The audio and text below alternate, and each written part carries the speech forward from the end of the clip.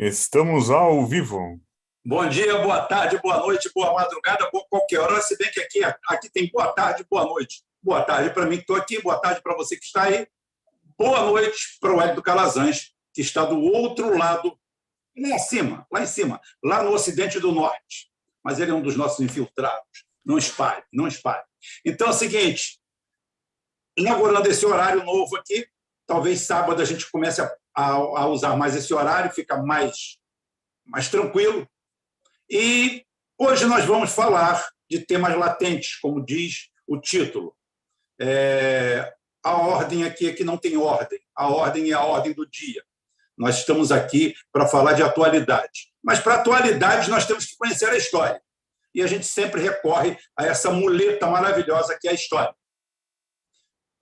E antes, para aglomerar, eu tenho duas coisas para fazer. Eu tenho um vídeo para passar, um videozinho pequeno, curto, da Maria Conceição Tavares, uma economista atemporal, uma economista politicamente incorreta, uma economista que consegue ser de esquerda, consegue ter o socialismo dentro dela e, ao mesmo tempo, simplesmente não ter identitarismo nenhum.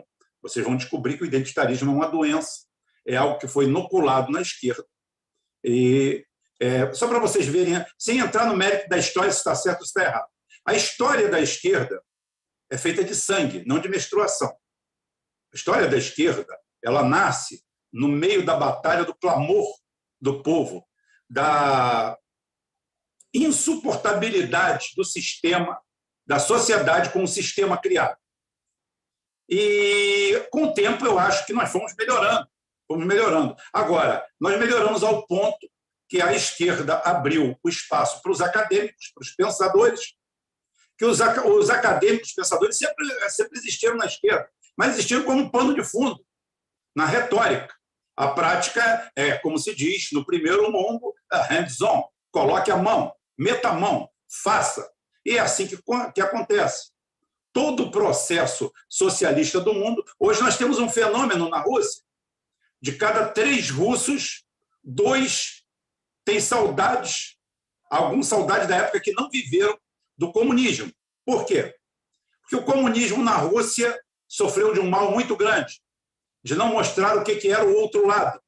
E o que aconteceu? O russo que vivia na União Soviética, o cara que vivia nos países socialistas naquela época, ele estava mais ou menos como os índios, os nativos do primeiro mundo. Estavam vivendo muito bem, estavam num lugar paradisíaco, mas não tinham defesas nenhuma contra os vírus que chegariam. E o vírus chegou a alguns arquitetos e corruptos do sistema soviético, querendo apenas o poder e se apoderar do que o Estado fabricou, parecido com o que acontece hoje. O que foi construído com o nosso suor, com o nosso dinheiro, está sendo doado para grupos transacionais, transnacionais, ou grupos internos mesmo, beneficiários disso tudo. Aconteceu na Rússia. Meia dúzia de marginais, de bandidos, viraram donos de tudo que o Estado criou, em cima daquele neoliberalismo. Trouxeram para o povo russo uma imagem que todo o russo fosse capaz e competente. E todo russo era capaz e competente, porque ele era obrigado a estudar, era instado a estudar, ele se formava, ele virava um operário e ele escutou o canto da sereia que no Ocidente basta você ser competente trabalhador que você conseguiria tudo. Falaram para todo russo, para todo soviético, que ele poderia ter um Cadillac na porta, que ele poderia ter um carro zero na porta, viver como um nababo na Disney, nem trabalhar mais, porque qualquer um que quisesse poderia. E o cara talhado na guerra, talhado na batalha, trabalhador desde cedo, estudando desde a mais tenra idade, fala assim, eu sou esse cara sou eu. Não mostraram para ele os fundos da loja. Não mostraram para ele os efeitos colaterais disso, os efeitos deletérios disso. Não mostraram para ele que muitos daqueles que ele viam com sucesso não tinham mérito algum. E muitas pessoas no Ocidente, com mérito, morriam de fome e estavam na miséria. Mas aí a Inês é morta. Por isso que a narrativa é tão importante para a gente tomar conta disso. A narrativa que hoje eu trago como vídeo de aglomeração, aquela entrada, eu tenho vídeo, mas primeiro eu vou fazer um editorialzinho rápido, vou fazer aqui, homenageando hoje o maior brasileiro vivo. O maior brasileiro vivo hoje faz 81 anos. Edson Arantes do Nascimento. Hoje a aglomeração parte para juntar pessoas, vai em homenagem a esse que é um dos maiores brasileiros da nossa história. E, sem sombra de dúvida, o maior brasileiro vivo. Estou falando de Edson Arantes do Nascimento, que atende pelo nome oficial de Pelé. Ou Negão, como ele mesmo sempre se designou na primeira pessoa. Sem frescura, sem trimelique, sem identitarismo, sem nada. Pelé é um dos responsáveis pelo Brasil perder sua síndrome de vira-lata, que, lamentavelmente, tem recrudescido nos últimos anos, neste século. Tá? Todo o orgulho recuperado pelo Pelé e o futebol brasileiro no século passado parece que está sendo jogado na lata do lixo. Como todo futebol também, né? Ironicamente, usam a tal da Lei Pelé para isso, mas na frente eu falo isso.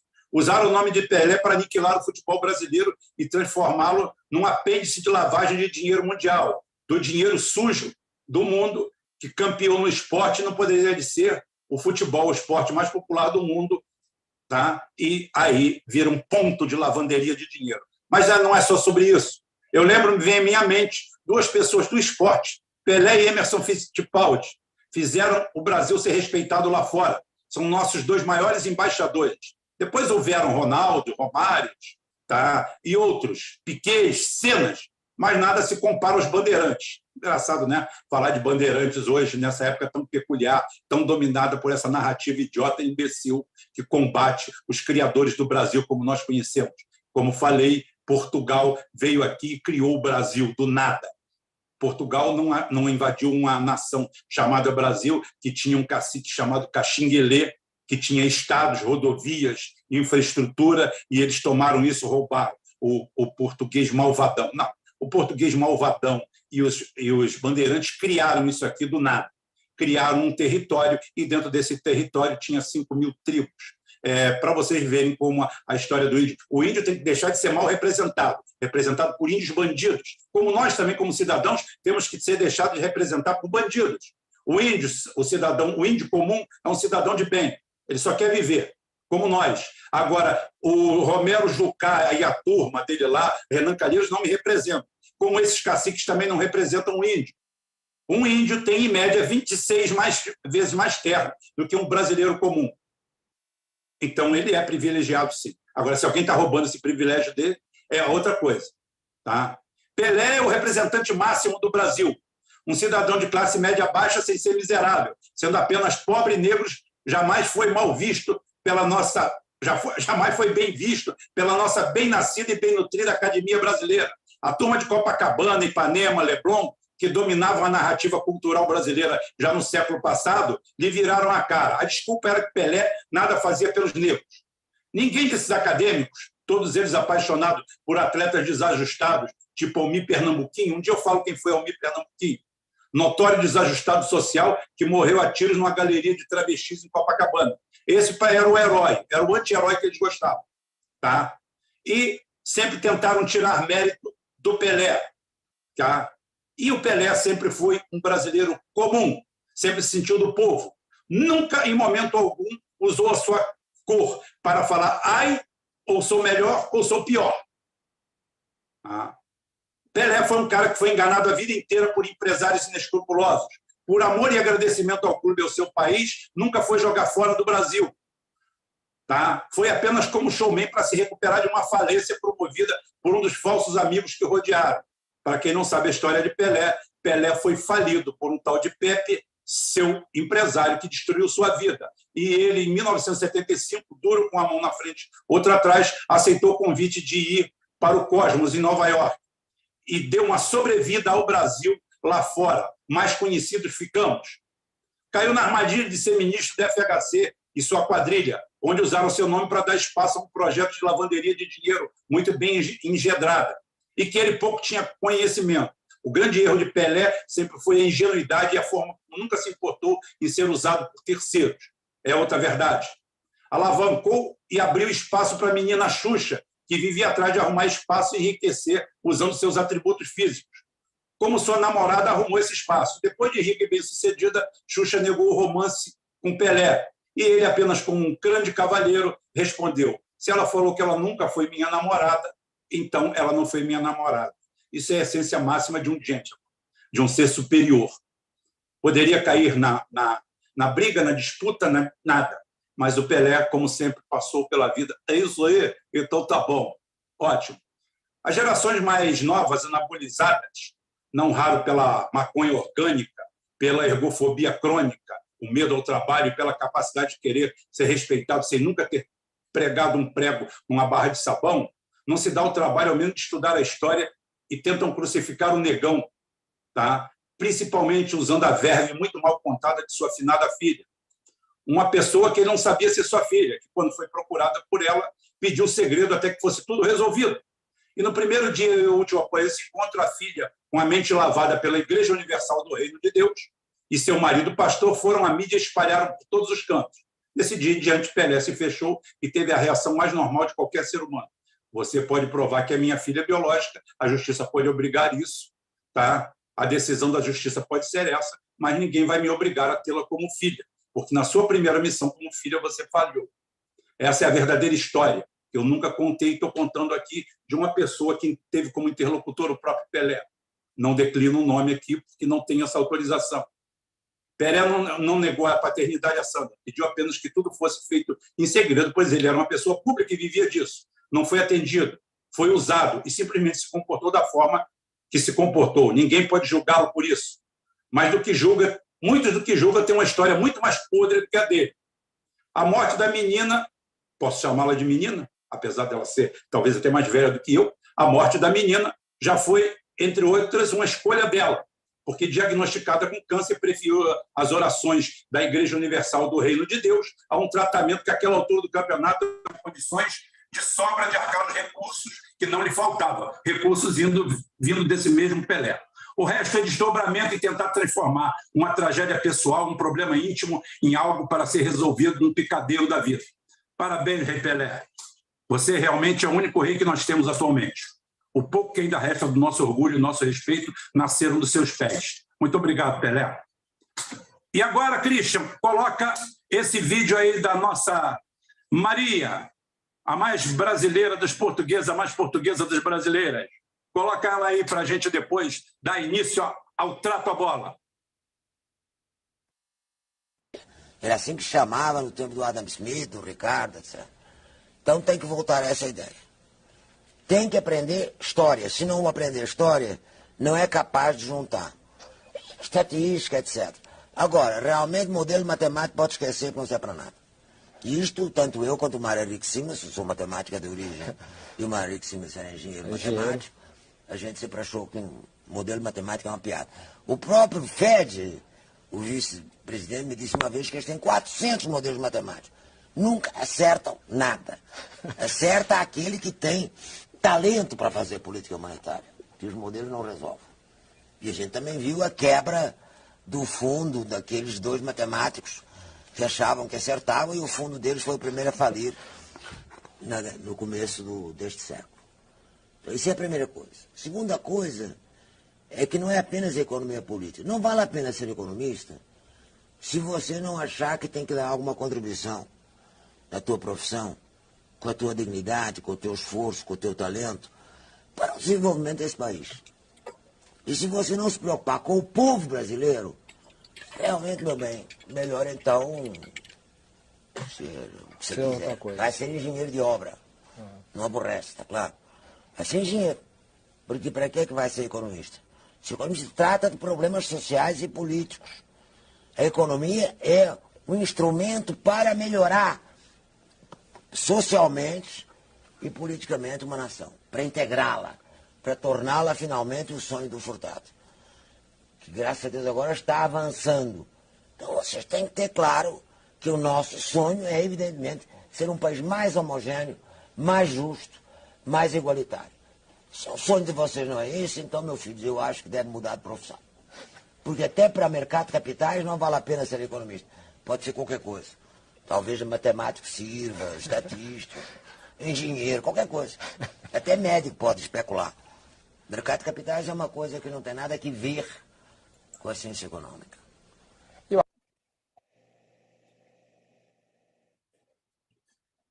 Aí nós vemos um vídeo dessa eterna economista que bota o dedo na ferida, mostrando que a economia pode caminhar célere ao lado do progresso, ao lado do povo.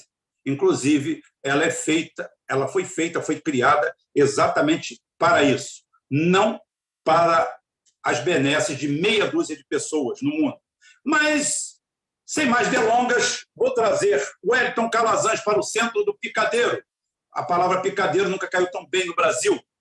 Tá? Nós parecemos aquela trupe do Renato Aragão na década de 70, os Trapalhões, Mambembes. Na década de 60 era o Silvio Santos, que ia pelo interior.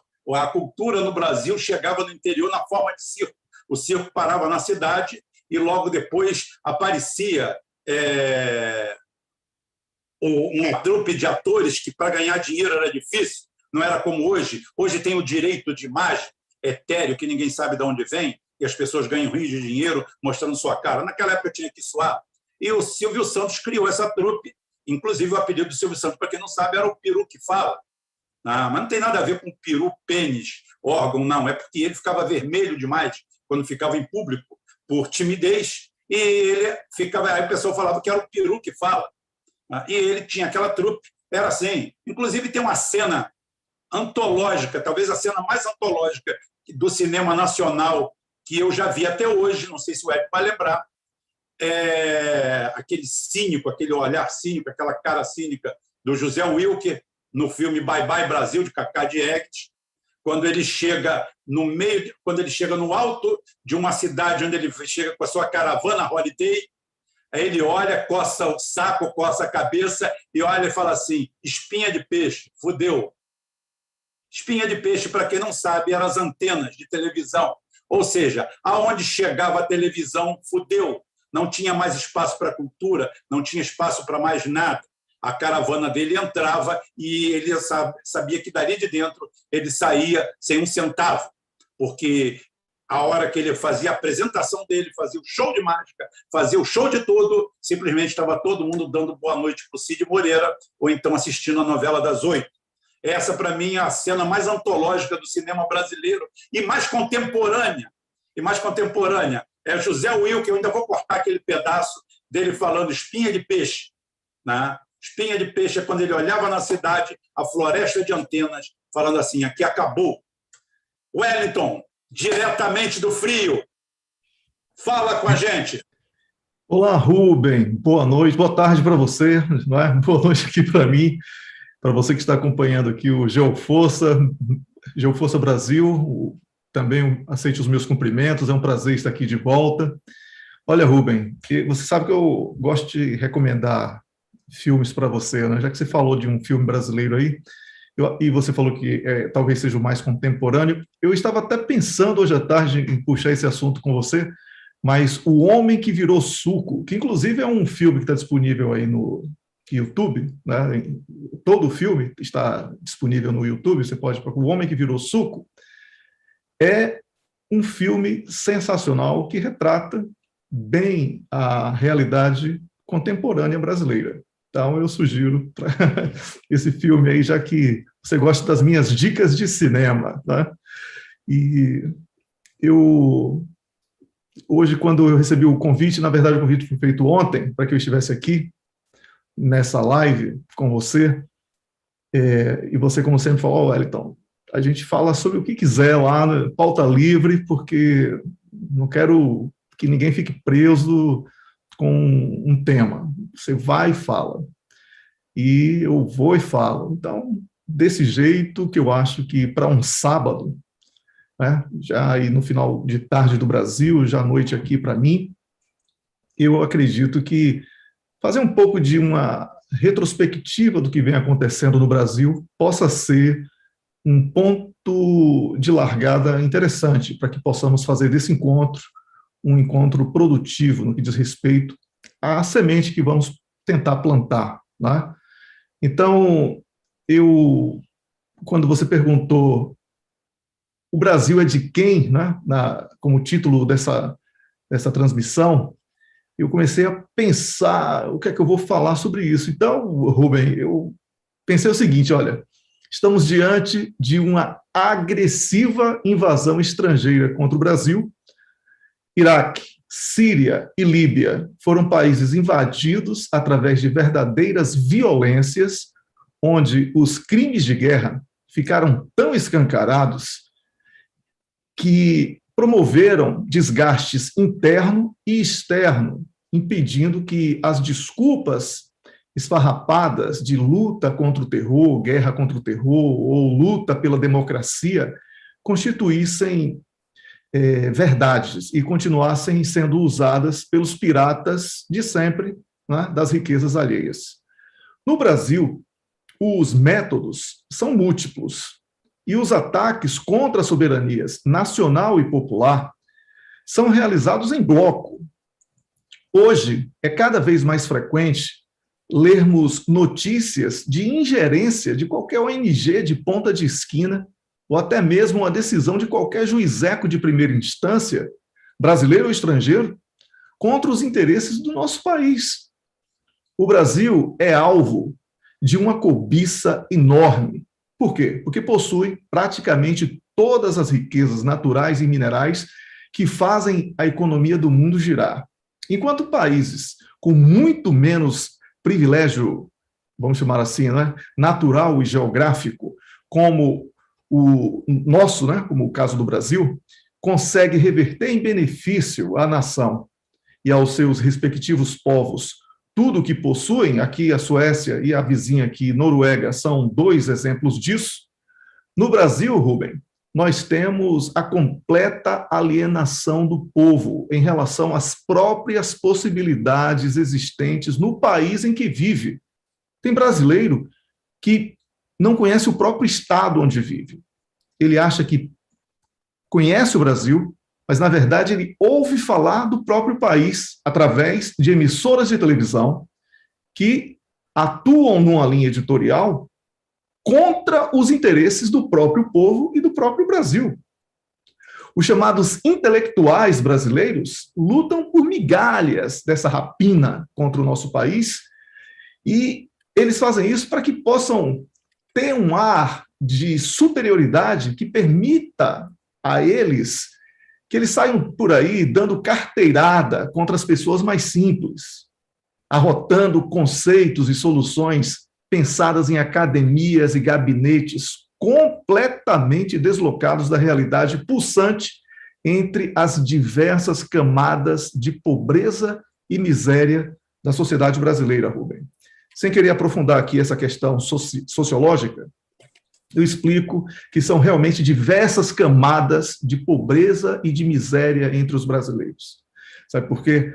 Porque, através do identitarismo ou do charlatanismo religioso, o brasileiro tem sido predador, quase canibal, do próprio brasileiro. Todos acreditam combater o racismo, a xenofobia, o machismo, a homofobia, sem sequer perceberem que estão abandonando 2 fatores inseparáveis da concretização de uma sociedade igualitária: o nacionalismo, porque sem nação nada disso existe, e o respeito mútuo entre as pessoas, pois somos seres racionais, ou pelo menos deveríamos ser. Por isso, enquanto as pautas secundárias ocupam as mentes e povoam uma verdadeira censura por volume, cegando o brasileiro no que diz respeito às questões maiores, que são as questões que levam comida à mesa e garantem a dignidade do nosso povo, todos estão ocupados com as preferências sexuais do outro, a liberalização das drogas e outras baboseiras que lá na frente, sem dinheiro, sem emprego e sem perspectiva, todos que hoje se dedicam a isso, exceto aqueles que ganham para fazê-lo, terão como alternativa, lamentavelmente, o suicídio. Empresas públicas, Rubem, sendo destruídas e vendidas. O judiciário sem voto, decidindo o que pode e o que não pode ser feito no país. Políticos, pagos com o nosso dinheiro, são escolhidos a dedo para que possam atender demandas estrangeiras com as nossas riquezas. muitos militares cooptados pela NATO, OTAN, como chamamos no Brasil, para a redução do Brasil a uma simples base militar, para que a própria condição de nação seja vedada ao nosso país. Rubem, hoje eu acredito muito mesmo que a crise institucional vigente no Brasil e a forma descarada como muitos dos representantes dessas instituições trabalham contra os interesses do nosso povo e do nosso país, são obstáculos para que possamos afirmar que o Brasil é dos brasileiros. Eu acho louvável o trabalho que alguns nacionalistas estão desenvolvendo, inclusive através de canais como este, mas acho que precisamos dar o passo seguinte. Eu acho que é preciso largarmos a doença infantil da falsa disputa entre direita entreguista e uma esquerda entreguista, para que possamos assumir as rédeas do país, refundando a República, punindo aqueles que criminosamente colaboram para esta invasão estrangeira e, imediatamente, possamos construir uma nova nação de todos os brasileiros, rompendo com os vícios que nos trouxeram até esse caos atual. É essa minha nota introdutória, Rubem. Wellington, falar que a gente concorda em grau, número e gênero é uma redundância, sabe? Seria gastar português à toa, porque a gente tem contato todo dia, a gente se fala, e você à distância. Eu tenho que só agradecer a você, que você está longe dessa lama toda aqui, e você ainda se preocupa. Você poderia fazer como o pobre ignorante que vai ser subempregado fora do Brasil e fala assim, dane-se o Brasil, não suporto o Brasil, dane-se, agora eu estou bem. Está bem porque está lavando privada em Portugal, na Espanha ou em Miami, achando que está fazendo uma grande coisa. Eu quero dizer para vocês, com todo respeito, você que pensa em abandonar o Brasil, você que pensa em sair do Brasil e achar que você vai estar melhor lá fora, você está fazendo uma conta de ordem financeira. Primeiro, você tem que ver que toda essa decadência que o Wellington está falando, ela é ocidental. Nós, em maior número. Tá? Isso acontece, cai na nossa cabeça com todo peso. Você vai descobrir com o tempo que o John Milton, o escritor, filósofo inglês lá do século XVI ou século XVII, se não me engano, quando ele falou que preferia reinar no inferno do que servir no céu, isso é uma analogia com o que você pode ser aonde você é. Tá? É muito melhor reinar no inferno do que servir no céu.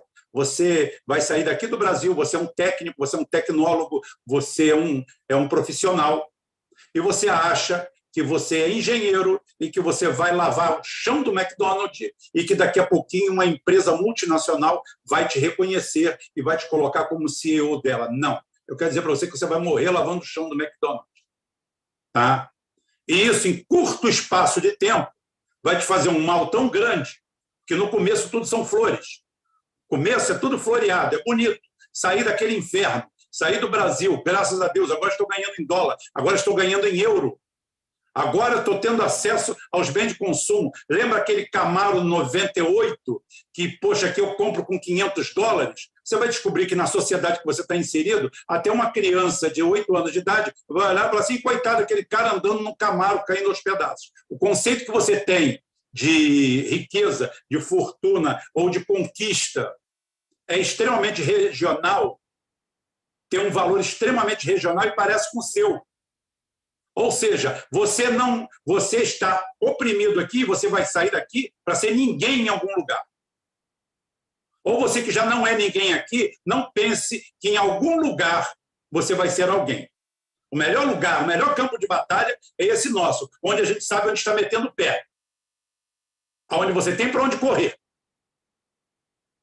Vocês não sabem o que é a Europa. Está aí o Wellington Calazans, que pode falar que está no lugar mais elevado socioeconomicamente da Europa, não é o mais rico, é o mais elevado, tá? E ele pode falar para vocês, fazer 10 lives aqui, mostrando para vocês da realidade do que é aquilo lá.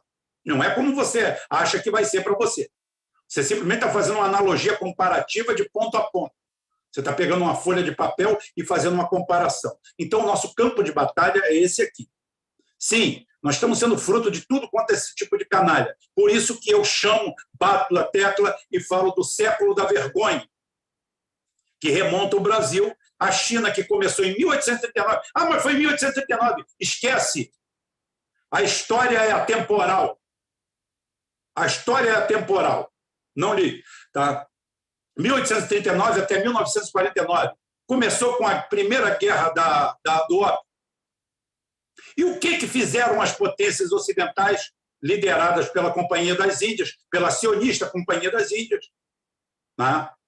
Porque o povo inglês mesmo vivia na merda, vivia na lama, vivia na miséria, explorado, trabalhando 18 horas por dia. Ou a Revolução Industrial foi feita com marroquinos? Não foi feita. Foi feita com ingleses nativos, principalmente irlandeses, galeses, escoceses, mas também britânicos.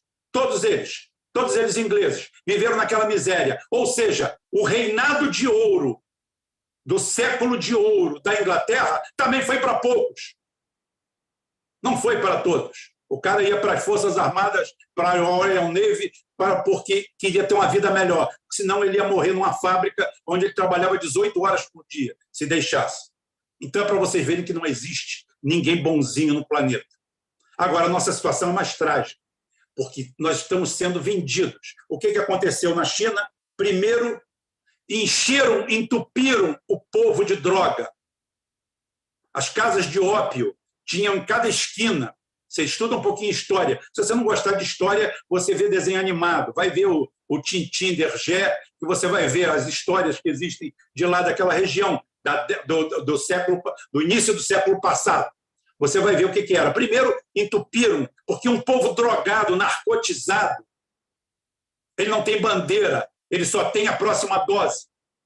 O drogado, viciado, o zumbi, ele só tem a próxima dose. Depois, venderam o conceito de que você pode ser o melhor entre os melhores. E todo mundo que está à sua volta é ruim porque você é mais capaz. Porque enquanto você estiver gastando energia com esse tipo de guerra, com esse tipo de briga, né, você não prospera. A sociedade não prospera. Aí acharam um pouco, porque são os 213 milhões de habitantes. Então é o seguinte, vamos colocar lá ideologia de gênero, guerra de índio, guerra de negro, vamos colocar todo mundo para sair na porrada. Você imagina, eu, o Wellington Calazans, Rogério, eu estou com problema, dor no joelho, vamos enfrentar o Flamengo. Qual a chance que a gente tem para ganhar do Flamengo? O melhor time do Brasil, com a maior folha de pagamento. Bem, a chance é a gente pegar 300-0. Mas a gente tem uma pequena chance. A gente tem uma pequena chance só de ganhar do Flamengo num jogo amistoso.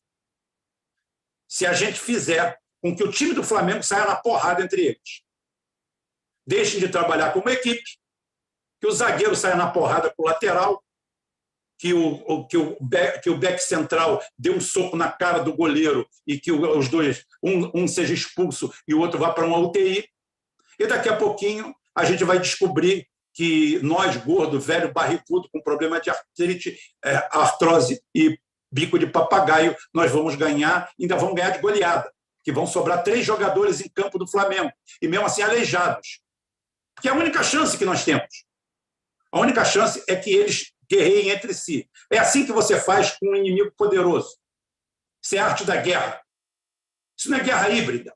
Guerra híbrida, como eu vou puxar, eu uso o termo, mas é verdade, guerra híbrida nunca existiu, ou sempre existiu. Guerra híbrida é um método que você tem de enfraquecer o seu adversário, não pela luta direta, por tudo que você vê à sua volta. Então, muitas vezes te falam que é teoria da conspiração. Não é, é guerra híbrida. É o que está acontecendo, é o que vocês chamam de guerra híbrida. Mas não usem o termo. O termo é enfraquecimento. Eu lembro até hoje, ontem eu fui no Arte da Guerra, fiz um programa lá, entrevistamos o Aldo Rebelo, foi sensacional, liberdade total, ninguém tolheu a gente. Muita gente vai dizer, não tem canal de direita nem de esquerda. O comandante Robson está fazendo um trabalho lindo, maravilhoso. Tá? Vejo que tem gente lá que, ao me ver lá, olha esse cara de esquerda, esse comunista, eu entendo a idiotice dele. Mas, já que ele está comentando e dizendo isso, pelo menos ele está escutando o que eu tenho para falar. Daqui a pouquinho ele melhora, ele sara. né? Ele não vai morrer dessa Covid. Né? Ele tem salvação. Pior é quem se julga dono da verdade e acha que está acima do bem e do mal. E nós temos esse problema. Eu acho que a sociedade tem que voltar a aprender a trabalhar. O mérito vem do trabalho. O mérito vem do trabalho. E nós colocamos na nossa sociedade, ou colocaram na nossa sociedade, que nós não devemos trabalhar. Todos nós vamos ser acadêmicos. Todos nós vamos viver de goela, de conversa, vamos ser especialistas. O especialista em segurança nunca viu um revólver de espoleta, mas ele é PhD em segurança. Ele é que dá a opinião sobre segurança. O cara que é especialista em economia, nós temos especialistas em tudo. Simplesmente não sabe trocar a lâmpada da casa deles. Se faltar luz no prédio dele, acabou. Acabou o homem, acabou o ser humano.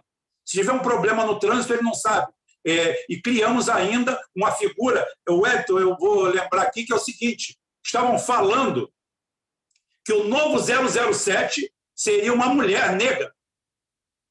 E teve que vir a diretora, acho que de arte lá da DC Comics, a diretora, uma mulher, falar que negativo, que enquanto ela estiver lá, o 007 é homem. Obrigado que ainda tem mulher e alguns homossexuais para defender a masculinidade. Porque o homem maricas que essa sociedade criou, tá? O homem maricas não tem nada a ver com opção sexual. O homem maricas, o homem frouxo, sem testosterona, sem capacidade de brigar e de contestar, ele está dando a pauta. Já estava todo mundo achando, vai ser assim mesmo, né? Como agora criaram o filho de super-herói que dá a rosca. Tá? Já tem, botaram para humilhação das Forças Armadas Americanas, botaram um transexual como almirante. E não é de carreira. O cara é da área médica. É uma médica, um médico, ou médica, ou médico-médica, ou médique, ou qualquer merda que seja. Agora é almirante. Eu já falei que o Homem de Ferro está fazendo uma lanternagem e abrindo uma portinhola no rabo. Ele tem que se preparar para o futuro. O futuro é esse. O futuro é essa narrativa destrutiva, corrosiva, aonde o Brasil é o celeiro do mundo. O Brasil tem o dobro da quantidade de água doce, isso sem contar reservas ainda não exploradas. O Brasil tem aproximadamente 8.300 quilômetros cúbicos de água doce. É apenas o dobro do que os Estados Unidos e a União Europeia ou o Ocidente do Norte têm. Tudo junto. Junto os dois, e nós temos o dobro. Tem algo diferente para alguém ver? Quando você manda uma sonda a Marte, quando você manda uma sonda Alfa Centauro ou ao quinto dos infernos, a primeira coisa que essa sonda faz é procurar indícios de água. Qualquer uma. Por quê? Água é igual à vida. Não existe vida sem água. Água é o combustível do futuro, idiota. O Brasil está sendo defendido por Pierrots e Colombinas para ser entregue à Europa, entregue ao primeiro mundo, que está na merda. A Espanha, que é meu segundo país, a Espanha, do qual eu sou descendente direto, tem problemas seríssimos de falta de água. A Itália tem problemas seríssimos de falta de água. Querem cultivar e não conseguem, tem que aproveitar toda a água. O sul da Espanha é desértico, umas partes da Itália são desérticas. Tem pouca água na Europa. Aonde tem água é gelado demais. Aonde tem temperatura boa para produzir, não tem água. E nós temos de sobra. Nós temos o dobro, repetindo mais uma vez, nós temos o dobro da água que existe entre Estados Unidos e Europa. Tem o Canadá, que é cachorrinho de madame. Tá? Canadá é balão de ensaio, é laboratório. Você quer testar alguma coisa no mundo, testa primeiro no Canadá. Tá? Então não tem problema. Mas como eles são lá do norte, está friozinho, eles se dão bem por lá. Mas não é diferente. Inclusive tem uma live, tem um programa aqui do nosso canal, como em 1959, início de 1960, eu fiz um programa aqui sobre o supercaça canadense, o Avro, Canadá, e que simplesmente o primeiro-ministro fez exatamente como os políticos de hoje. O Canadá foi vendido para os Estados Unidos em 1960, acabou como nação soberana, e simplesmente esse caça, que era 3 vezes superior aos russos e aos soviéticos e americanos, foi desmantelado, e o prêmio da equipe de engenharia da Avro foi ser demitida. A empresa acabou. Eu tenho o programa aqui, todos devem assistir. Então, a grande realidade hoje é essa que o Hélio está falando. O grande problema nosso hoje são os entreguistas. Aqui não tem partido militar, aqui tem partido parlamentar. E o parlamentar tem parlamentares, tem militares, tem juízes, magistrados. O outro dia eu abro a página do Conselho Nacional de Magistratura Federal e estava lá. Compre seu apartamento em Miami. A escala natural dele já é essa. Se locupletarem no Brasil, encher o rabo no Brasil, e depois de aposentado, todo mundo ir morar em Miami, aquela cidade de merda, uma cidade mal vista nos próprios Estados Unidos, cidade vista como subcidade, onde pagam um dos piores salários dos Estados Unidos, lá é por hora, um dos piores lugares é ali. O próprio americano tapa o nariz para aquilo ali, mas é o ápice, é a Joaquim Barbolândia, é onde pessoas medíocres, como Joaquim Barbosa, esperam que vão brilhar. É onde o Gugu foi e caiu lá dentro da banheira, ou com a cabeça na quina. Todos eles gostam de ir para Miami. Por quê? Miami é um lugar de ignaros, de ignorantes, onde você consegue viver nos Estados Unidos falando português. Tá? 60% da população de Miami fala português ou castelhano sem nunca ter falado inglês. Então, só para vocês verem, se você está pensando em ir para Miami, eu só quero te dizer, tu vai para uma das cidades mais merda dos Estados Unidos, mal vista pelos americanos. O americano nativo, quando ouve falar em Miami, ele... Mas não precisa acreditar em mim, não, informe-se. Wellington, figuras existem aí. Eu não tenho dinheiro para impulsionar meu canal, também se tivesse, não faria isso. Tá? Mas existem canais e mais canais aí impulsionados, cheios de fantasmas. Aqui, quando você vê 50 pessoas assistindo, tem 50 pessoas assistindo e não tem 100, porque o comunicado não foi marcado ninguém. Mas conte-me mais sobre o que você vê daí, o olhar do mundo sobre o Brasil, porque aqui o brasileiro tem a tendência a se considerar um cidadão de terceira classe. Tem vergonha de usar o verde e amarelo, porque acha que o velho da Havan usou e o cara da esquerdinha maconheira ali está querendo meter o pau nisso aí. Fala para gente. Rubem, como eu falei no início aqui da minha participação, o Brasil é visto como alvo de uma cobiça enorme. Como você falou, e a própria vice-presidente dos Estados Unidos falou recentemente, a próxima guerra, e essa guerra já começou, pela água, porque o petróleo do mundo já foi roubado pelos piratas do petróleo, né, as grandes companhias petrolíferas. O pré-sal do Brasil foi entregue, o petróleo de quase todos os países atende a um grupo seleto, e a guerra pela água já começou. E não é só a água que o Brasil tem. O Brasil é um país que tem terras raras. O Brasil é um país que, pela sua diversidade, possui possibilidades, né, possui, como se diz, condições de cultivar diferentes alimentos, o que não acontece aqui nos países da Europa por causa das condições climáticas e falta de água, como você falou, em alguns. Então, o Brasil tem sido alvo dessa cobiça, e isso não é de hoje, obviamente, isso é histórico, mas quando eu digo aqui que é preciso sairmos, darmos o passo seguinte, não é? Ao invés de ficarmos... E quando eu falo isso, eu me incluo, mesmo morando fora do Brasil, eu sou brasileiro, não é porque eu atravessei uma fronteira que eu perco minha nacionalidade, né? Eu continuo brasileiro.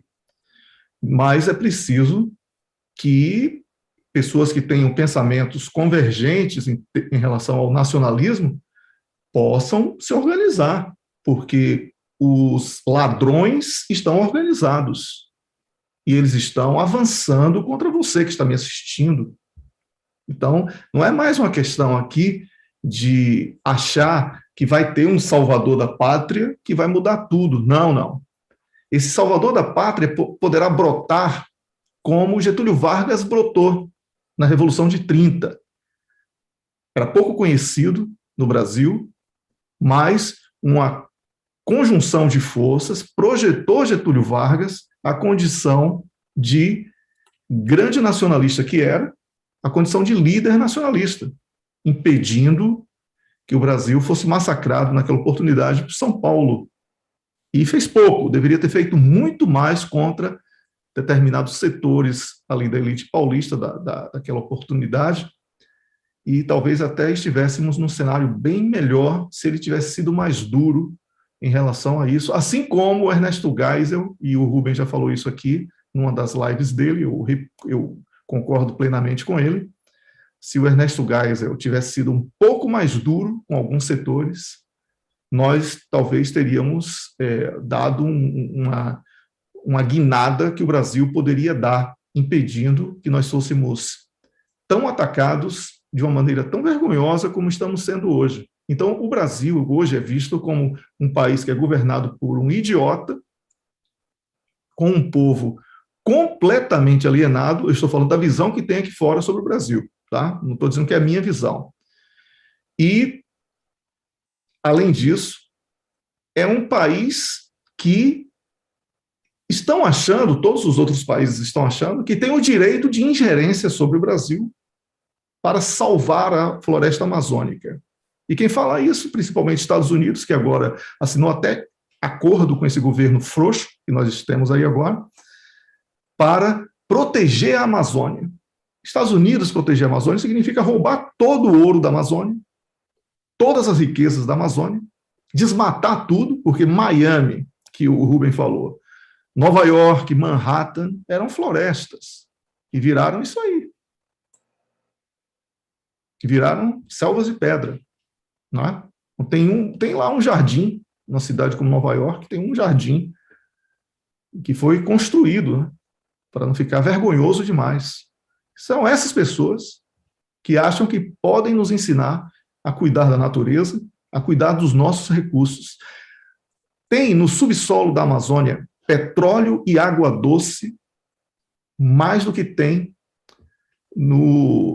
na superfície. Isso significa que sequer sabemos do potencial que nós temos no Brasil. Mas o estrangeiro sabe e está atacando, falando do índio. O que é o índio norte-americano? É um figurante para turista ver, que recebe dose de pinga, se fosse usar uma linguagem brasileira, e algumas ervas pouco convencionais, para que fiquem lá no seu canto, se embriagando e se drogando, fantasiados com roupas de índio, para que sejam vistos como povos originários. Mas os filmes norte-americanos, né, revelam como era que os índios eram tratados. São esses matadores de índios que hoje estão aí falando que o índio brasileiro precisa ser preservado. Claro que precisa, mas os verdadeiros índios, não esses índios fake, né, como o Rubem falou, os índios noruegueses da tribo Papachota. Esses aí não merecem o nosso respeito. E são esses que estão apresentando uma agressão do brasileiro. Atenção, você que está me assistindo, você também vai ser alvo desse ataque, porque você está sendo visto como alguém que agride um índio que foi forjado nessa armação de roubo do Brasil para justificar essa invasão à Amazônia e ao nosso país como um todo. Então, é uma questão agora de sobrevivência. Eu moro fora, certo? Mas eu tenho família e amigos aí no Brasil. E sou brasileiro, como eu falei, não é porque eu saí que eu deixei de ser. Se nós não lutarmos agora pelo Brasil, o Brasil vai ser um terreno de exploração. Mas puramente, não vai ser mais uma nação. E o povo brasileiro não vai ter nenhum tipo de condição de ser chamado de povo. Serão pessoas que serão nômades dentro do próprio país. E olhe lá se não vai chegar o momento de ter que apresentar passaporte para entrar em alguns locais dentro do próprio país. Certo? Rubem, antes de devolver a palavra para você, falando sobre a minha primeira fala aqui, eu quero deixar claro que eu respeito quem sempre tenta melhorar a autoestima do brasileiro, falando que vamos superar, que vamos dar a volta por cima, etc. Mas é preciso entendermos que o método de ataque contra o Brasil mudou, certo? É um bombardeio multifrentes agora. Que esse bombardeio exige uma reação compatível. Essa reação, Rubem, é o rompimento com esse modelo que faliu. Como você falou, um judiciário sem voto, eu também cheguei a mencionar isso, está comandando o Brasil. O Brasil caminha para ser uma nação falhada. Leia aí o que é nação falhada e você vai entender a gravidade do que é. Não podemos achar que temos tempo para o romantismo da exaltação do nosso povo. Não temos. Nosso povo também é culpado. Nosso povo também é culpado. Precisamos alertar, mas com a linguagem compatível com a gravidade dos problemas nos quais o povo brasileiro está atolado até o pescoço. É preciso que os nacionalistas, eles existem, eu sou um deles, Rubem é um deles, Aldo Rebelo é um deles, você que está assistindo essa live com certeza é um desses nacionalistas. Nós somos muitos, mas nós precisamos nos unir e pular etapas para refundar a nação. Senão o Brasil vai para uma situação irrecuperável. Isso aí eu falo como observador distante, que está sofrendo pra caramba com a maneira desrespeitosa como o Brasil tem sido visto e tratado pelo estrangeiro.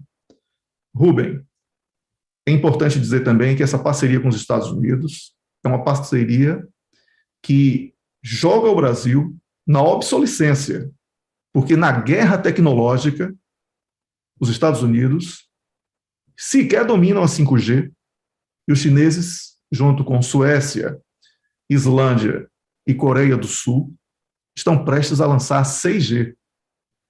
Eles estão aí falando que o chinês deu a volta ao mundo com uma nova arma supersônica e que eles foram surpreendidos.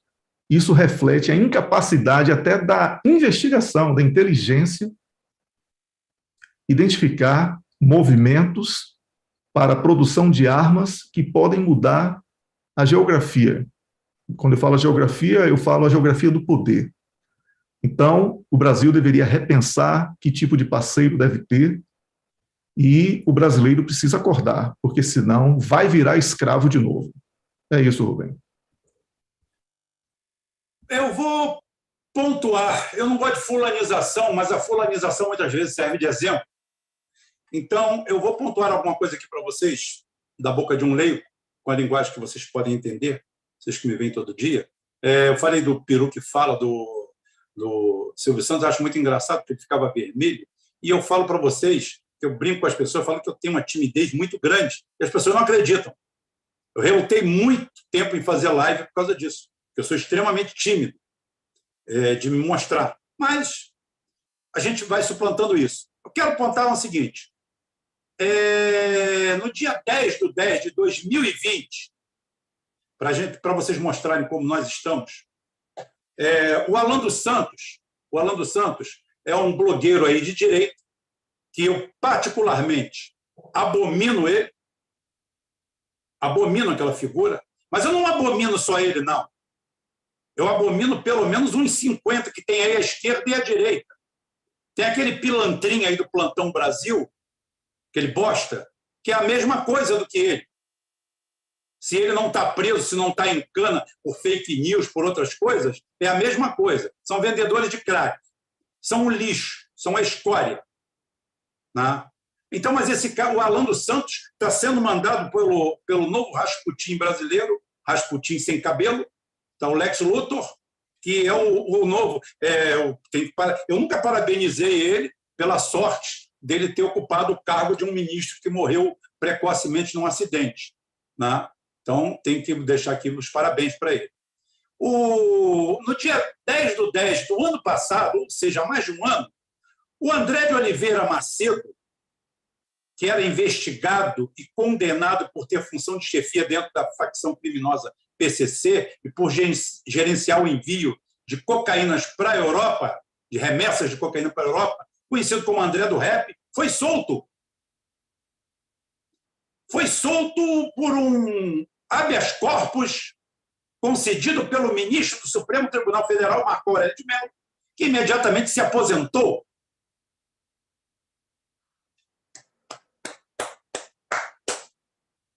Primeiro que eu queria saber como alguém chega ao Supremo Tribunal Federal com uma demanda dessa. O cara saiu da prisão, entrou num jatinho que estava aquecido e voou ilegalmente para fora do Brasil. Na decisão que determinou a soltura, o ministro afirmou que o traficante estava preso há muito tempo, provisoriamente. Olha, está preocupado com o André do Rap. Tem 600 mil presos no Brasil, sendo que pelo menos 450 mil em primeira instância.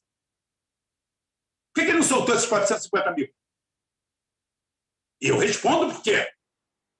Uma coisa chamada bom senso. Eu vou mostrar para vocês, explicar uma vez só.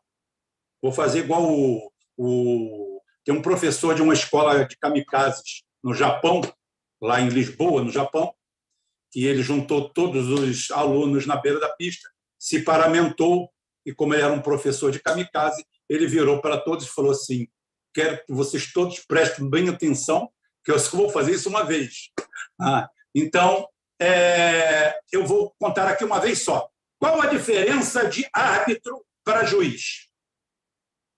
Marco Aurélio de Mello, ao soltar o André do Rap, ele deu uma de árbitro. Árbitro de futebol. As decisões dele são inquestionáveis e são baseadas em cima de leis e regras. O juiz julga. Ele só pesa. Ele usa uma balança. Ele vê o que a sociedade vai ganhar e perder com as suas atitudes. O juiz, colocado naquela função de juiz, de magistrado, ele não tem a função única, exclusiva, inclusive, de aplicar a lei. Se fosse para isso, teríamos um operador de justiça, que custaria R$ 1.500 por mês. O Hélio Calazans, o que você fez? Você quebrou um banco da praça. Está aqui escrito: quebrar um banco da praça, 3 meses de cadeia, está preso. Ótimo. O Hélio Calazans, você quebrou o banco da praça? Não, eu não quebrei, eu não tinha intenção de quebrar o banco da praça. Não foi isso que aconteceu. Não foi isso que aconteceu. Eu tropecei, caí, o banco tem testemunhas, tenho tudo. Ótimo. Aí entra a figura do juiz. O Wellington não quebrou o banco da praça porque quis, por uma coisa. Está absolvido. Se é para aplicar a lei única e exclusivamente, a gente não precisa de um vagabundo sentado numa cadeira de ministro, pagando um salário maior. Você sabia que aqueles caras que pilotam as cadeiras ganham mais que os pilotos que pilotam os nossos J-39? Um piloto de caça ganha menos que um piloto de cadeira no Supremo. Também não estudou. Bem feito para ele. Você imagina a dificuldade que é pilotar a cadeira para um sujeito daquele. Um cara que 6 meses antes era um rato dentro de um corredor de um partido, lambendo o saco dos outros para ver o que arrumava. Correndo atrás dos outros, como Joaquim Barbosa fez, chupando a jeba de todo mundo para ser indicado ministro. Que redundou com o Zé Dirceu falando para ele: rapaz, vocês se humilham, hein? Vocês não têm vergonha, não. E ele guardou aquilo com rancor, e a hora que ele foi comprado, na hora que ele foi dar a decisão, ele lembrou exemplarmente do cara que o humilhou quando na realidade o humilhado era ele, era auto-humilhado. Ele estava lá, aí essa turma aí é o seguinte, e esse cara botou o cara na rua, e o cara está lá, aposentado numa boa, e o cara no mesmo dia saiu fora. O que é o bom senso? O bom senso é no mesmo dia eu pego esse ministro pelos fundilhos e jogo ele na cadeia e falo assim, enquanto ele não aparecer, você fica no lugar dele. Era uma lei de talião que funcionava, por exemplo, na plataforma. Na plataforma, nós adaptávamos qualquer espaço vazio em quadra de futebol. Golzinho de praia, para quem é do Rio, para quem é da praia, a gente tinha uma quadrinha de futebol. Eles dá para jogar 3 ou 4 no campo. E as pessoas começaram a se machucar. E se machucava e descia com um acidente de trabalho, que ele estava no local de trabalho. Aí baixou uma regra. Se o Wellington se machucar na quadra, praticando esportes, enquanto o Wellington estiver afastado, a quadra está fechada. Ou vocês jogam como gente, para suar, para brincar, sem dividida, sem nada. Ou então é o seguinte, o Wellington saiu, desembarcou, vai ficar 15 dias fora, 15 dias a quadra fechada. Funcionou, que é uma maravilha, funciona sempre. Funciona sempre. Então é o seguinte, o ministro chega, pega um traficante, eu queria saber o que há de tão inconstitucional, o que tem um ministro do Supremo se meter com narcotráfico, com bandido, com marginal, com toda essa gente. Isso daí é só um detalhe. Ontem nós chegamos, eu botei o coronel na baia, e o coronel falou que nós não temos nem 200 generais na ativa hoje, ou quiçá pouco menos que isso. E que um general leva até 40 anos para virar general, e que se reforma com um salário menor que o salário inicial de um procurador. Que país é esse?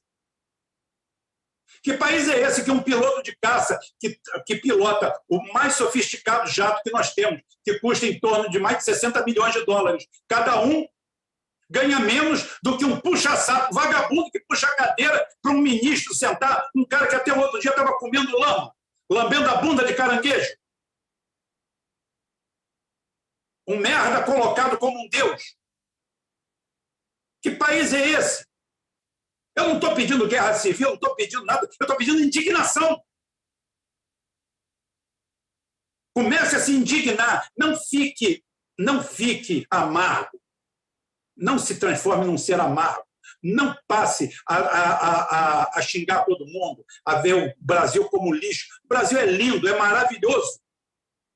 Tá? Olhe para a sua vaca do mesmo jeito, o problema são os carrapatos. Ninguém leva um filho num médico, num pediatra, e volta com o meu médico mandou sacrificar o filho. Você não chega em casa com essa receita. O pior médico do mundo vai te prescrever algum remédio, algum tratamento para o seu filho. Ninguém chega e fala assim, leva o seu filho para casa e sacrifica ele.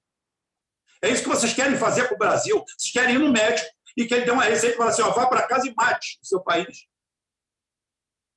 Não, vá para casa e se cure.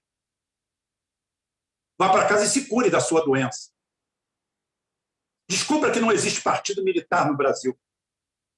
Existem militantes, ladrões, bandidos, inclusive militares. Aqui nós não poupamos ninguém. Agora, cuidado com o ongueiro, com canalha ligado aos governos estrangeiros, com essas ONGs, mais de 100 mil ONGs na Amazônia.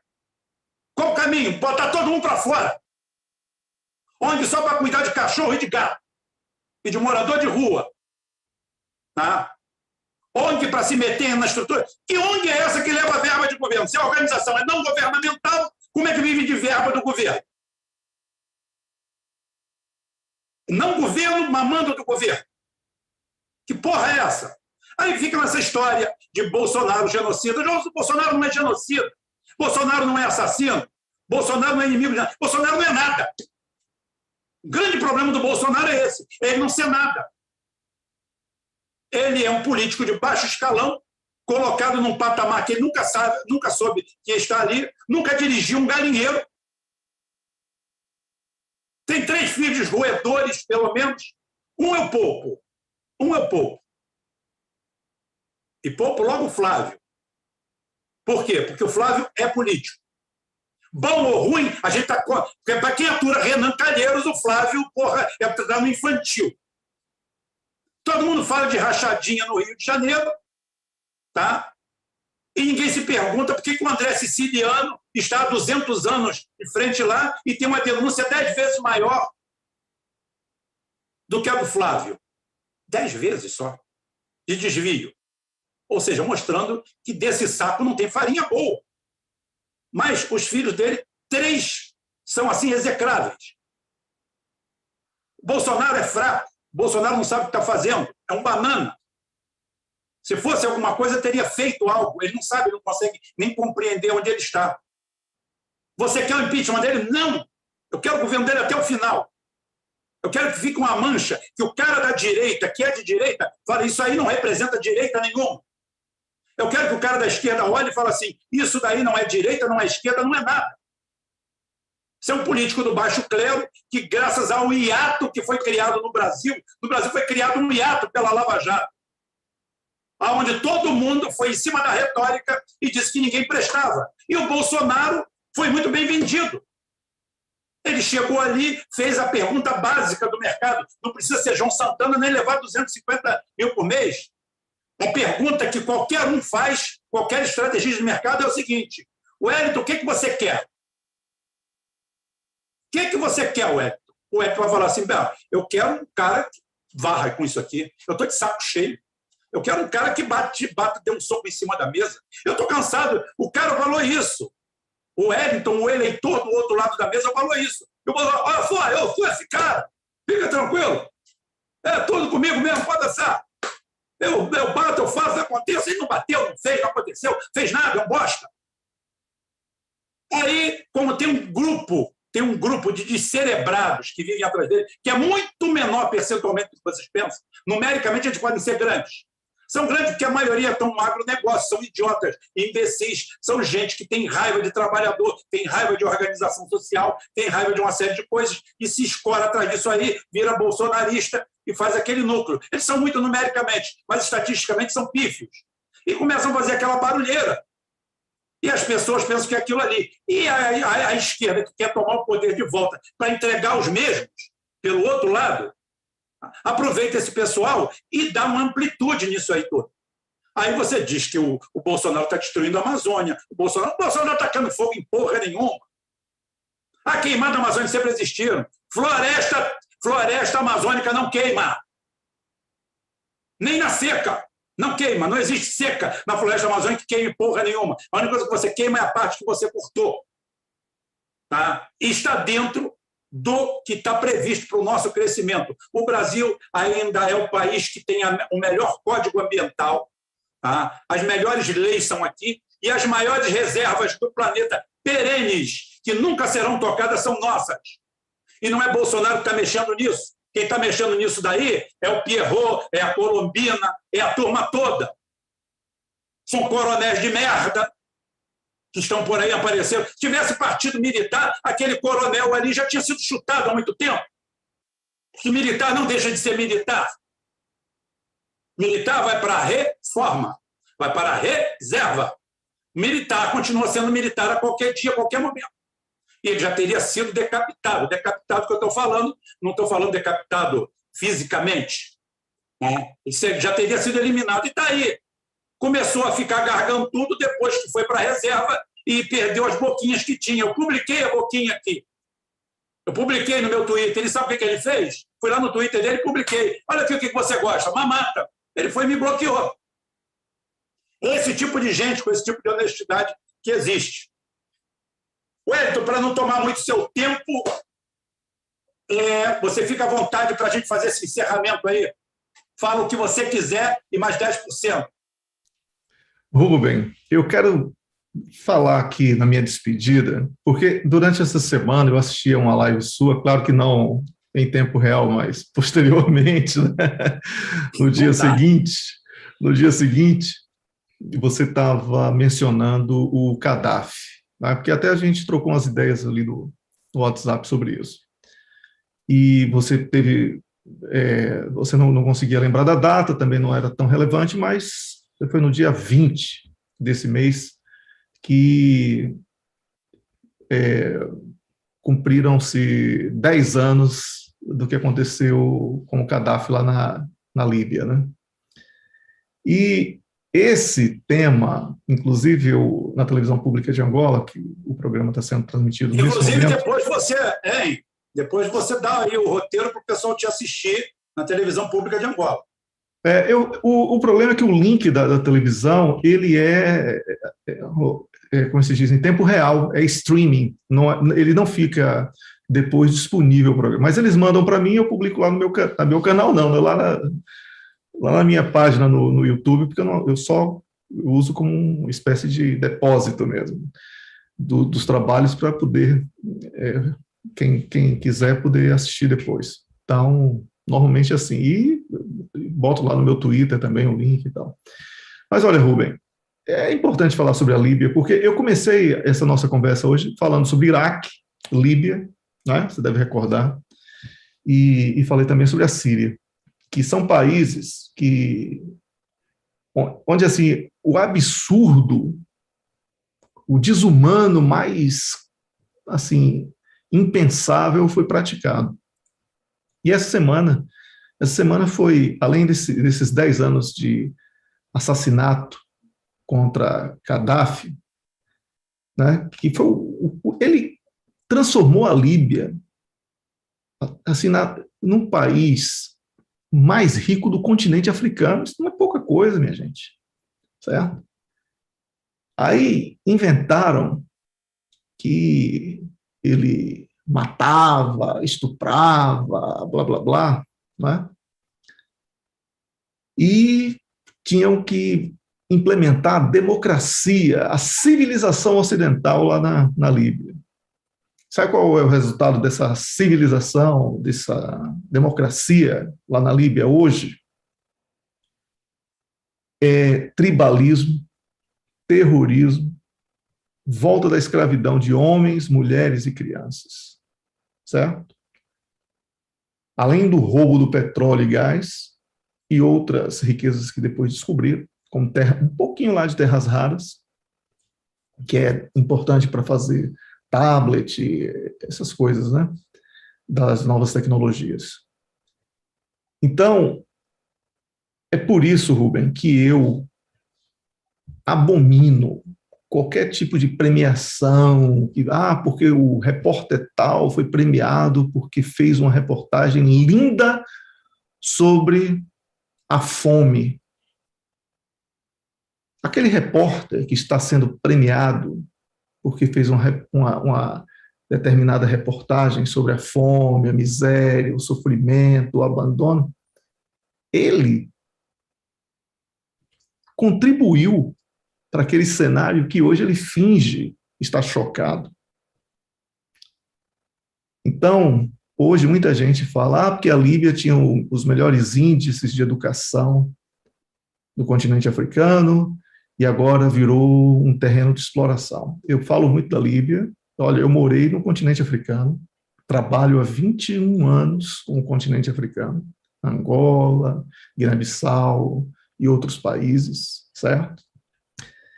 E eu digo a vocês, o Brasil está caminhando para ser um Congo.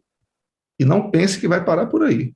Vai evoluir e vai ser um Haiti, se continuar nesse ritmo de degradação. É por isso que eu estou alertando. Está na hora de tomarmos coragem e ultrapassarmos essa visão que foi colocada nas cabeças dos brasileiros de que existe uma direita e uma esquerda, você é um ou é outro. Não, se coloca como brasileiro que está sendo roubado e que precisa construir o seu país. Não existe salvador da pátria. A gente vai ter um representante que a gente vai escolher para implementar um projeto do povo, e não um herói que vai dizer o que é que o povo quer ou o que o povo tem direito. É diferente. Felipe Quintas, recentemente, fez uma live, eu também gosto muito do trabalho dele, onde ele falou, Rubão, sobre o exemplo da Suécia. Tem até um texto dele publicado lá no Disparada sobre isso. A Suécia tem fábrica de tudo. E não é de agora, não, que começou isso. Mas isso é por causa do povo. A Islândia é pequenininha, parou de pagar juros aos bancos, deu calote, moratória, prendeu os políticos que estavam construindo aquele cenário de escravidão do povo. Hoje tem uma qualidade de vida melhor do que da Suécia e da Noruega. Um país pequenininho, aqui ao lado. Uma ilha. Islândia, né, o nome está na cara. Então, esse alerta que eu faço. Vejam a Líbia, vejam a Síria, vejam o Iraque. O Brasil está sendo atacado sem armas, mas é um ataque. E é um ataque intenso. Todo dia é uma perda. Todo dia é uma perda grande. Ou dos direitos, ou do patrimônio. Vai chegar um momento que a gente não vai ter nem direito, nem patrimônio. Certo? E eu quero falar também que a imprensa, sobretudo a imprensa NATO, né, fez um esforço enorme para apresentar um Colin Powell, negro gente boa, o negão gente boa que morreu, certo? Morreu sem ter sido punido pelos crimes de guerra no Iraque, mentiu descaradamente sobre armas de destruição em massa, teve a oportunidade de recuar, certo? Rubem, ninguém me falou não. Eu estava com Hans Blix, na casa de Hans Blix, ele é sueco, certo? Se você não sabe quem é Hans Blix, ele era o especialista das Nações Unidas que defendia e provou a tese de que não existiam armas de destruição em massa. Eu, Rubem, toquei nos documentos que foram apresentados a Colin Powell. Eu tive esse privilégio, na casa de Hans Blix, certo? E Hans Blix, depois de dar uma entrevista dizendo que ele foi mal orientado, não tinha as informações precisas. Morreu um mentiroso, certo? Que matou milhares ou milhões, talvez, de pessoas, destruiu um país e saiu impune. É isso que eu digo. Esse pessoal que está promovendo essa terra arrasada no Brasil, é porque é terra arrasada, é porque o Brasil é tão rico que as pessoas sequer estão dando conta da velocidade com que está acontecendo o ataque. Mas vai chegar um momento que, com esse nível de desemprego, esse índice, de desemprego que nós estamos atingindo no Brasil, no final do próximo ano, pode ser 1/3 do planeta, os desempregados do Brasil, podem representar 1/3 dos desempregados do mundo. Aí as pessoas vão entender o que eu e você estamos conversando aqui, Rubem, esse alerta que é necessário para que o brasileiro pare de brincar. Meme é interessante, o brasileiro tem bom humor, tudo isso é verdade. Temos, inclusive, essa vantagem de saber sorrir nos momentos difíceis e tal, mas é preciso ter seriedade, porque o momento exige seriedade. O Brasil está sendo destruído. E isso não é brincadeira. Eu estou falando porque eu citei apenas uma das pessoas que eu converso e olha o nível de quem eu converso, né, aqui fora.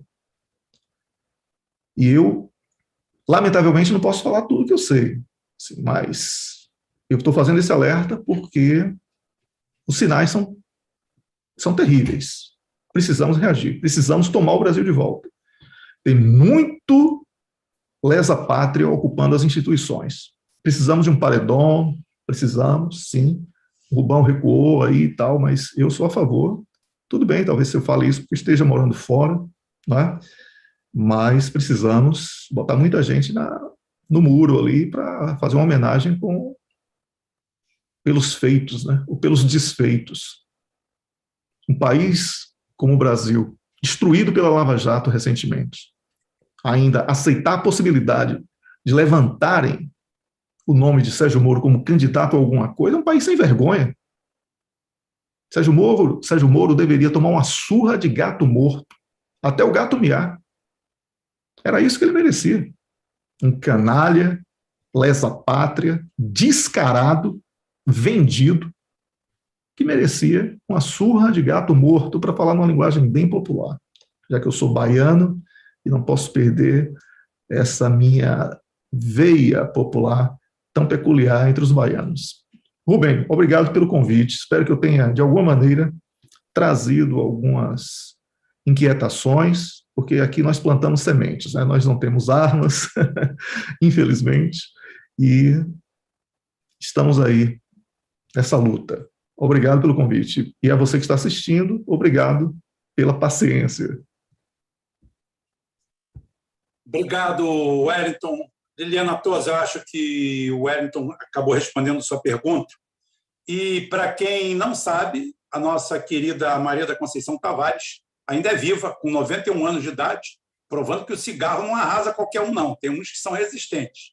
Ela está aí. E existe uma cinebiografia dela, chamada Livre Pensar, cinebiografia de Maria da Conceição Tavares. É interessante vocês assistirem.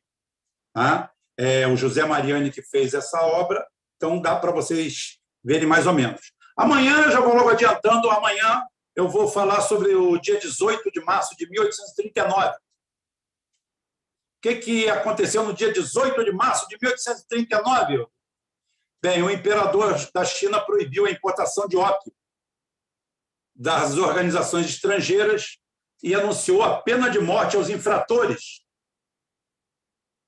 E a Inglaterra abriu guerra contra a China, depois todo mundo, para continuar. Por quê? Na época, a China já tinha um considerável número de 450 milhões de habitantes. E a China, em 1939, tinha importado 450 toneladas de ópio da Companhia das Índias. Isso é para você tentar entender, colocar na sua cabeça que a solução do mistério está na sua frente, está na sua cara. Você não vê porque você não quer. Você prefere o narrador da Globo, você prefere o narrador da Globo News, você prefere o vagabundinho do PSOL. Como disse minha amiga Alessandra Marques, o PSOL é o PSDB sem glúten, né? Sem glúten, vegano e fumando maconha orgânica. Esse daí é o PSOL. Uma quadrilha, uma gangue, uma escumalha que tomou conta da universidade brasileira, junto com alguns partidos esquerdoides, e estão acabando com a universidade brasileira. Acabando, destruindo. Eu não tenho sombra de dúvida que existe pé de coelho no incêndio do Museu Nacional, que era dirigido pelo PSOL.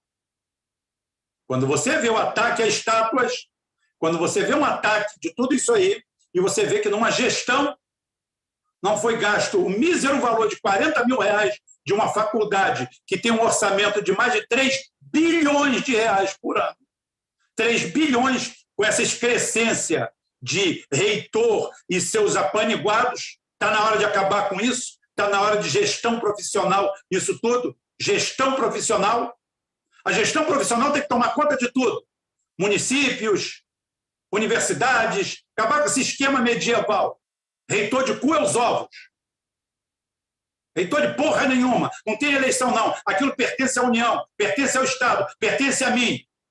Não é para grupelhos se digladiarem pelo poder e pelo talão de cheque, não. Vão todos para a puta que pariu. Quem quer fazer administração escolar, vai fazer administração. Vai trabalhar. Vai ser administrador. Essa porra de professorzinho verá reitor, isso aí já está por aqui. Chega, política em tudo quanto é lugar, politiqueiros. E essa turma do PSOL, do PCdoB, turma que está atacando fogo no negócio. Aí você descobre que, alguns anos atrás, 3 ou 4 museus pegaram fogo, tudo sob a gestão desse pessoal. O que você quer que eu pense, Wellington? O que você quer que eu pense?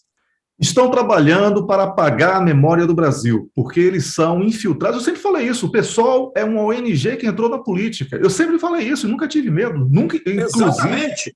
Inclusive, é a destruição da memória nacional. Tá? É o Ministério da Verdade do livro de George Orwell. Quem não leu até hoje, 1984, leia. Quem não tem saco de ler 1984, leia A Revolução dos Bichos. né, que é curtinho, é pequenininho, né, dá para ler numa tarde. É uma brincadeira, uma analogia, mas você vai ver.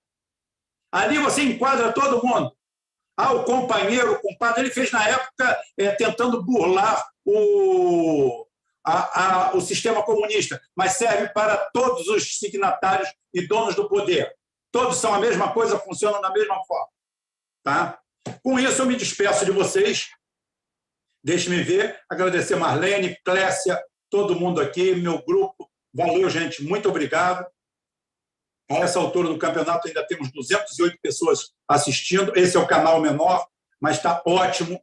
Obrigado por todo mundo. E amanhã a gente está de volta, aqui ou lá. Estou devendo uma especial, de repente eu pago amanhã uma especial aqui e faço a aberta lá. Mas amanhã nós vamos falar dos nossos amigos, a gente vai lembrar um pouquinho da história. Vamos falar da Guerra do Ópio, 1839, 18 de março.